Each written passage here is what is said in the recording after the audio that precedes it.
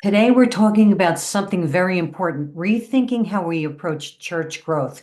Karl Vaters, author of Deci-Sizing the Church, How Church Growth Became a Science, then an Obsession, and What's Next, is here to share his insights. Let's go to the interview. In the book, The Deci-Sizing the Church, focus on these three questions, you say. How can pastors de-size? How can congregations de-size? And how can we de-size evangelism? Can you address that a little bit? Sure. Yeah, I think in most situations it really starts primarily with the pastor. We are very pastor centric in the Western church. We can have all kinds of theological debates about the appropriateness of that. But let's start with that as a base point. We are very pastor centric. And so I think pastors can begin. There's a whole bunch of suggestions in that chapter. I went from chasing the numbers because all the pastoral leadership voices that I respected were telling me that if you're not getting bigger, there must be something wrong. And we need to shift from that to maybe this is a strategic thing for me. Maybe God has called me to be the pastor of a healthy and vibrant small church. And let's figure out how we can be effective at the size we are right now. Because there's nothing in the New Testament that you can read where it says the church should do such and such, where you look at that and go, oh, we can't do that. We don't have enough people, or we don't have a building, or we don't have enough money. So the first shift is for the pastor. You need to really begin to understand that you can be healthy and effective at the size you are right now. Then it moves to the congregation itself. Once the pastor has made that mindset shift, and once the pastor is comfortable in their own shoes and understanding that this is the size that God has my church, at least for now, and maybe for a long time, and we're going to be a great and healthy and effective small church, then the congregation can start to catch that.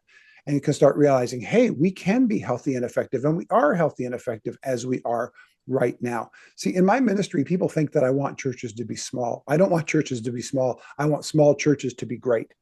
And once the pastor and the congregation can catch that vision that our church at the size it is right now can be great and can do effective and vibrant missional work, that we can help contribute to the growth of the kingdom of God in all kinds of ways, it begins there. And then the third one is de-sizing evangelicalism. And I think this is going to be the hardest of the three, because evangelicalism, even the name that we give ourselves, evangelical, is about sharing the good news. And if you're sharing the good news, if you're telling others about Jesus, the expectation is that people will get saved. And when people get saved, the expectation is, well, we'll have more people in the church. And we will have more people in the universal church, but that may not translate to more people in your individual congregation, because some churches are sending churches. Some churches are evangelistic centers, but other people do more discipleship. Some churches are in very transitional neighborhoods where you've got 25 to 30% of the congregation moving out every year. That's where I live in Orange County. We have a lot of students. We have a lot of transitional people from other places, and we lose 25 to 30% of our congregation every year. So maintaining our numerical attendance at flat numbers means we have to bring in 25 to 30% new people every single year. So there's all kinds of reasons why churches remain small. And we need to, as evangelicals in general, we need to understand that while we continue to have an evangelistic fervor, that doesn't necessarily translate that every healthy church is necessarily going to get bigger. And that mindset shift is a hard one to make. Okay, so what is the one big question that pastors come to you with? Number one question. If it's not about numbers, how do I tell if my church is healthy? Ah, Yeah. and your answer? Well, before I give the answer, my comment is always, isn't it interesting that as pastors, we're asking that question sincerely? Like, a lot of us really don't know what health looks like aside from numbers. That's how much numerical quantifiers have gotten a hold of our hearts and of our spirits. The idea that we can see a healthy church aside from the numbers, we literally don't know what the answer to that is. So that's my first part. The second part is there are actually a whole bunch of factors, and they are the kinds of things that pretty much anybody understands when they see it. And they're, because they're not quantifiable, because they're not numerical markers, they're hard for us to notice sometimes. But take a look around at a typical congregation, for instance, and when you walk into a building, most of us can tell the difference between the clutter of busyness and the clutter of neglect. Mm. Right. So you look around the church and you go, oh, there's all kinds of stuff going on. And why is that thing sitting in the corner? Well, because they're about to haul the chairs out. Or is it there because nobody's dusted the fake plants on stage in a decade? Right. There's so we can see that when people come, do they want to sit and do they save the front rows or do they save the back rows? Is your church looking more like the demographic mix of your community or less like the demographic mix of your community? Is your Mm. church getting older average member or younger the average member? Are you sending? Are you discipling people and sending them off into ministry? Are you when the service is over, do people run to their cars or do you have to push them out the door because there's so much fellowship? Mhm. When you ask people to invite friends to church, are they excited about it or do they wish they didn't have to? Right. Mhm. And I could go through 100 more of these ideas where every one of us recognizes, oh, okay, I know which answer is healthy and which answer is unhealthy. So let's start these lists, let's keep them growing, and let's Yeah. understand that these are the real markers for whether or not this church is healthy. And you can see them happening around you, and they don't necessarily translate into increased size. Mhm. Mhm. Okay, I got to shift for a second because I know that people would like this question. All right. So in your book, you talk about Christian celebrity culture and its Mhm. moral failures. So what's wrong with becoming a famous Christian and does it guarantee failure? Yeah, no, that's a great question because I was very careful in the way I phrased the title of that chapter because I want to make sure that people hear what I'm saying and don't hear what I'm not saying. So the title itself, and I've got it memorized, even though it's a long one, is Inevitable: Why the Christian Celebrity Culture Guarantees Moral Failure. So becoming a Christian celebrity, becoming well known as a Christian does not guarantee moral failure. There are a lot of well known Christians who are wonderful people of integrity who I look up to and who I learn from. But the Christian celebrity culture, that guarantees that there will be a higher percentage of moral failure because the Christian celebrity culture creates higher stages with bigger microphones under brighter lights. And if Mm. you're creating higher stages with bigger microphones under brighter lights, you will attract people who want to be on higher stages under brighter lights with bigger microphones. You will attract narcissists.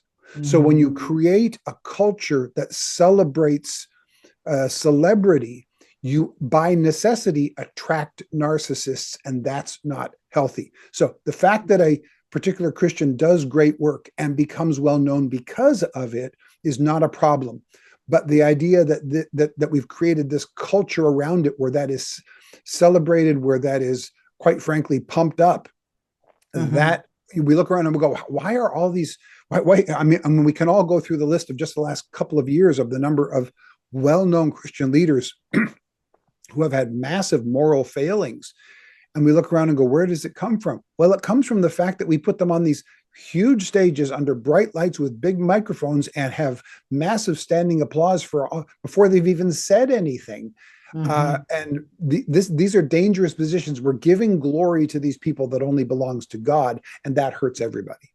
Mhm. Yeah, because the Bible always says, do not make any object your God, right? So when Yep. they're standing there in front of a microphone, they're basically, worship me kind of thing. Maybe not like out and out saying worship me, but that's basically if they're big and they like it and they're not humbling themselves, you're on a dangerous highway there. Yeah, So, and it becomes a self-serving bubble. I've done this ministry long enough. Most of the conferences that I do are much smaller, but I've done a handful of large conferences where I've been one of many speakers in some very, very large rooms. And I've met some really good speakers as well, some of the other folks that are in there. But I've also noticed for some of those who spend most or all of their time going from big conference to big conference, they are locked into this little bubble of first class on the airplane to a first class hotel to a green room outside the conference to standing in front of thousands of people who applaud even before they've said anything to maybe a few selfies in the hallway with fans between sessions, but back into the green room again with other famous people. And I understand that when you've got thousands of people around, you need that time away. The green room is important, but that's when you're spending all of your time and then going back to your home church, where again, you're in another green room and not actually connecting with church members. I think that's a dangerous place. I don't think it's necessarily a bad thing, but I think there are inherent dangers in that we need to pay really close attention to. Well said, and thank you for saying that. So can you, before we close, can you share a story of a church that moved away from the size obsession and saw a positive transformation? There's a small church in a very, very small town called Buffkin, Indiana. Ah. Yeah, and it's as small as it sounds. And it's in the little notch of Indiana near Evansville, the southwestern notch of Indiana, and it's a tiny, tiny little town. And I had the chance to visit there. The pastor was driving me out to see his little place, and we drove through a whole lot of nothing for a whole long time. And then we got to a couple small shacks and a couple tractors up on cinder blocks. And he looked at me and said, "Welcome to Buffkin." And I went, "Oh, okay." And then all of a sudden there was a really, really large new house, and then an even bigger new house, and then an even bigger house under construction. And I went, "What's happening in Buffkin?" And he said, "That's why I'm bringing you out." He said, "Since the pandemic, people have discovered that it's really cheap to live in Buffkin, and it's actually a really nice little tranquil town to live in. So we've got a lot of people with a lot of money moving from the city into Buffkin." And then he takes me to his tiny little church that next year will celebrate their 250th anniversary. Wow. Yeah. Yeah, tiny little church, just on a little mound in Buffkin. And as I'm standing there in his parking lot, I'm looking out, and I counted them. I saw 7 either brand new or under construction, massive homes within eyesight of me over these hills and dales of this beautiful, tranquil place, Buffkin, Indiana.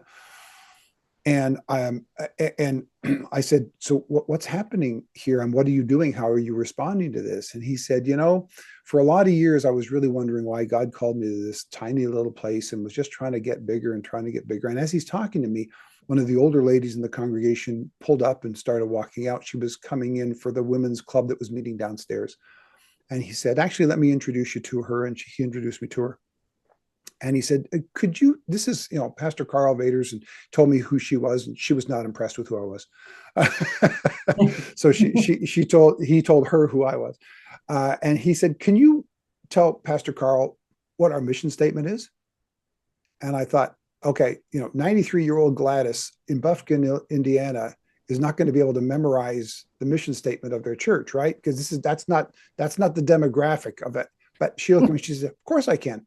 Our job is to worship Jesus and to help connect old Buffkin to new Buffkin." Oh. I went, "Whoa."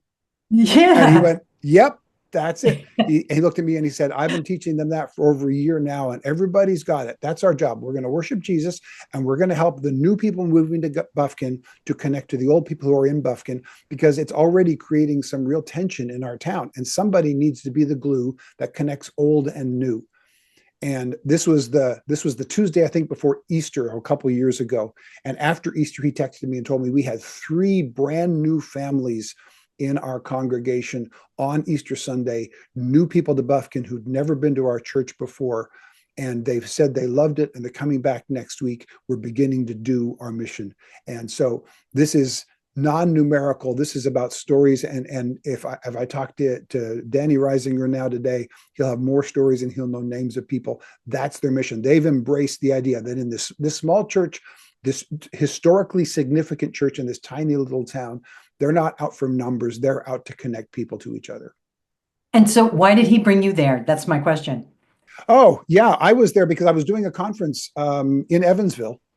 And he was at the conference, and he came to me and says, "My church is nearby. Would you like to come by? Because we've been using some of your material to help us kind of recalibrate from numbers driven to people driven. And I'd like you to see some of the impact and see what's in my town." And I thought, man, yeah, I've got some time. I'd love to learn that. So he drove me there because I was in that area for a conference already. And I love seeing what God is doing in these small churches and small towns. And so I had an opportunity to see what we often don't see if all we're doing is going from green room to green room and big conference to big conference. You don't see stories like that. But those are the kind of stories that really energize me. So that's why I love doing the smaller groups in the smaller towns and the out of the way places. And so you are like this consultant to so many. And so if there's one truth about God's faithfulness, you'd want every pastor and leader to remember, as they rethink church growth, what would it be? Jesus is and will use your church at the size it is right now. You don't have to become a bigger church for God to use you. You don't need more money for God to use you. You don't need a building if you don't have a building in order for God to use you. Your church right now is big enough right now to do right now what Jesus is calling you to do right now. Wow, very good. And so you can get the book, Deci-Sizing the Church, How Church Growth Became a Science, then an Obsession, and What's Next. And you can go to his website, karlvaters.com. We'll put that up. And he also wrote a little book called, can you just reflect on it really quick? Grasshoppers. Yeah, The Grasshopper Myth was the first book that I wrote 12 years ago. And it's a story that I wrote about the frustration that I had, the little bit of a story that we told at the beginning of this, of my frustration of not growing bigger. And as I started learning about the importance of smaller churches, I wrote down some of those things that had encouraged me. And I put out this little book, self-published, called The Grasshopper Myth. Weird title, weird book, weird subject matter. 12 years ago. It's still self-published, but it still continues to sell like crazy. It's currently being translated into its fifth translation language. It's really hitting not just around the country, but around the world. So if you've got a pastor, or if you are a pastor who's really just discouraged about the size of your church and you need encouragement, the Grasshopper Myth is a pretty good place to start to get encouraged about the value of your ministry may be bigger than you think it is. Wonderful. And what would you like to leave my audience with today? Pastor, you, because I know your audience is way more than pastors, but I have a real heart for pastors. So I want to speak to the fellow pastors out there, especially pastors who are in a position maybe where I am. Pastor, you're probably doing a much better job than you think you are. Your church may be small, but your ministry is not, and your impact on the kingdom does not have to be. And small church member, you are where God put you as well.